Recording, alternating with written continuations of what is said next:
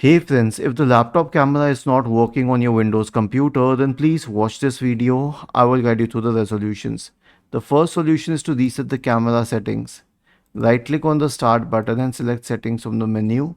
Now go to the Bluetooth and devices tab on the list on the left hand side. In the right pane, select cameras. You'll find the webcam here. It's known as the webcam.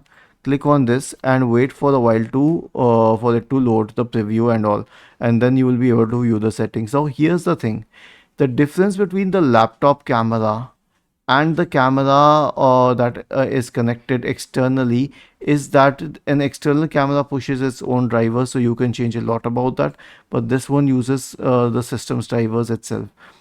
So click on reset settings and this will help you fix many problems with the camera. Okay, the next solution is to update the camera drivers. Search for device manager in the Windows search bar and open device manager. Now expand the list for cameras. Find the webcam driver, right click on it and select update driver and search automatically for drivers. If this doesn't help, then right click on it and select uninstall device and then uninstall it, and then click on action and scan for hardware changes. The last solution is to run the camera troubleshooter. Right click on the start button and select settings from the menu.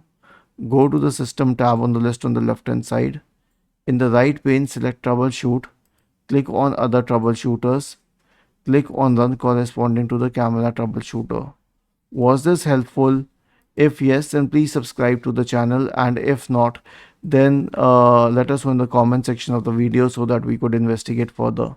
Thank you for watching this video and have a nice day.